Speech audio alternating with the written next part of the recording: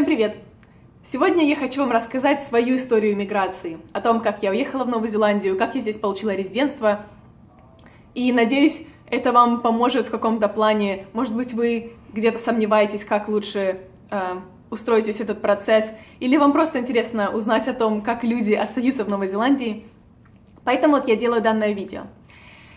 Итак, в России я отучилась, получила диплом специалиста по межкультурной коммуникации со знанием 4 иностранных языков. Это был английский, французский, немецкий и испанский.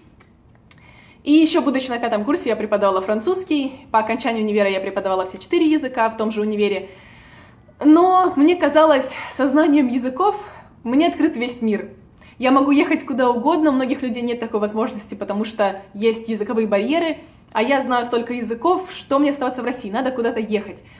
И вот я обратилась к агентству, которое есть у нас в университете. Они занимаются программой Work and Travel. Скорее всего, вы об этом слышали, она очень распространена, но мне хотелось именно эмигрировать. И они меня направили в их московский офис.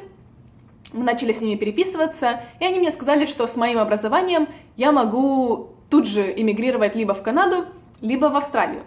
Ну, Канаду мне не очень хотелось, потому что там холодно, а в Австралию я согласилась.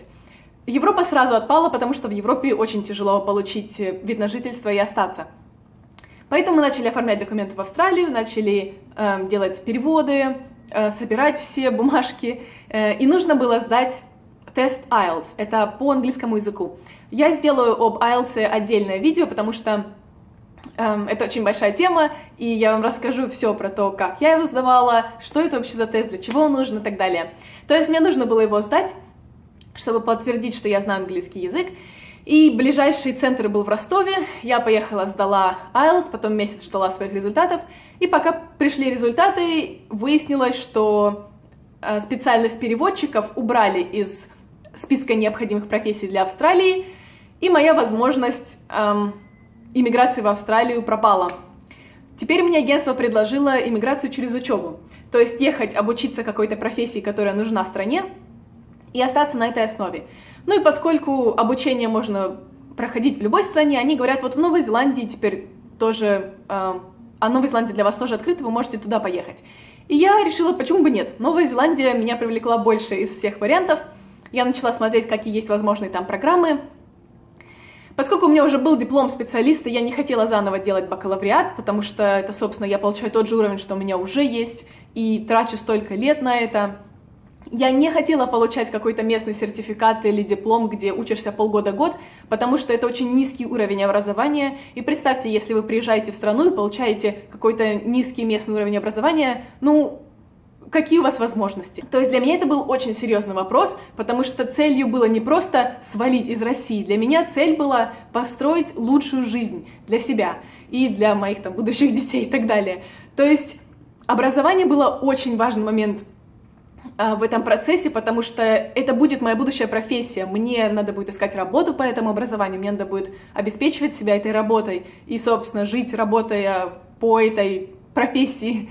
То есть я изучала все досконально, и я хотела поступать на магистратуру, чтобы у меня был уровень еще выше, чем у меня был на тот момент.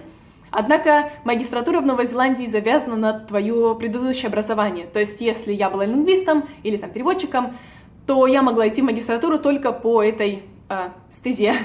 И вот я посмотрела возможности разные, но мне не хотелось дальше продолжать свое образование в сфере языков, потому что Новая Зеландия — страна иммигрантов, там достаточно тех, кто говорит на этих языках как на родных, поэтому возможностей, пожалуй, там было не так много. И я хотела получить какое-то новое образование, чтобы оно как бы строилось на моих языках.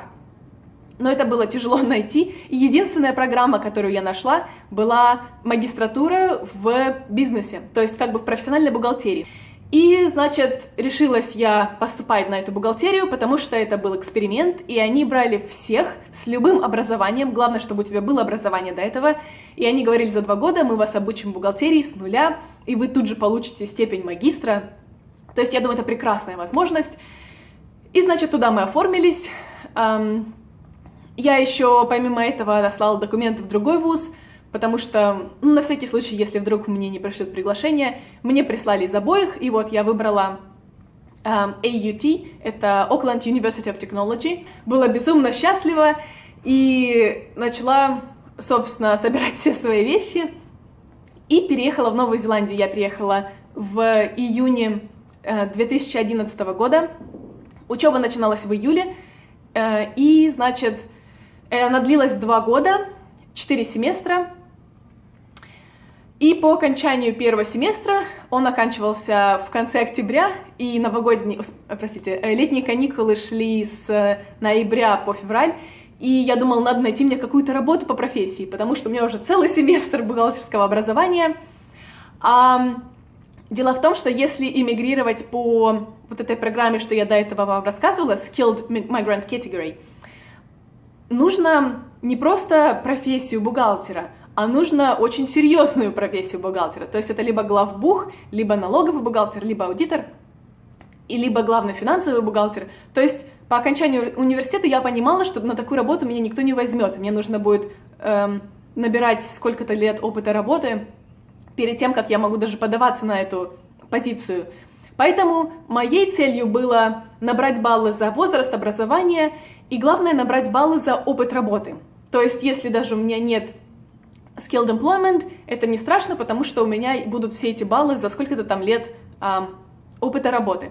И вот, значит, я начала искать работу по бухгалтерии, и на самом деле здесь мне безумно повезло. За неделю я нашла работу accounts assistant, то есть это помощник бухгалтера.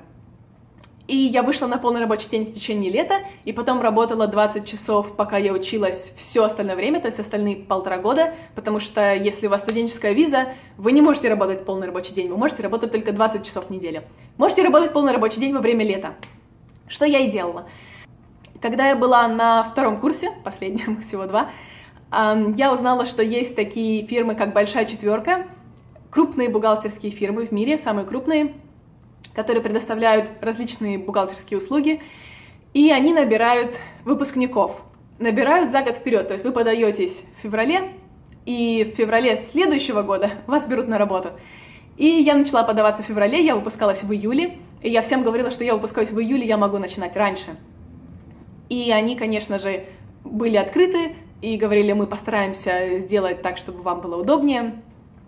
И я получила 2, они называются offer на работу, то есть как бы приглашение на работу от 2 разных фирм, но мое сердце лежало с PwC, PricewaterhouseCoopers, они самая крупная бухгалтерская фирма в мире, и я думаю, что если там я получу работу, то точно у меня будет все отлично с иммиграцией, поэтому я делала все, что я могла, чтобы получить это приглашение на работу от них, прошла все тесты, которые нужно было там пройти, интервью там репетировала, все вопросы, которые мне только могут задать дома, главное, чтобы произвести на них хорошее впечатление и так далее, и так далее. И в конце концов я получила от них приглашение на работу, и как только я закончила университет в июле, я тут же начала работать в июле на этой новой работе и в полный рабочий день, естественно. И как только я получила свой диплом, потому что у нас выпускной был в августе, я подалась тут же на резидентство.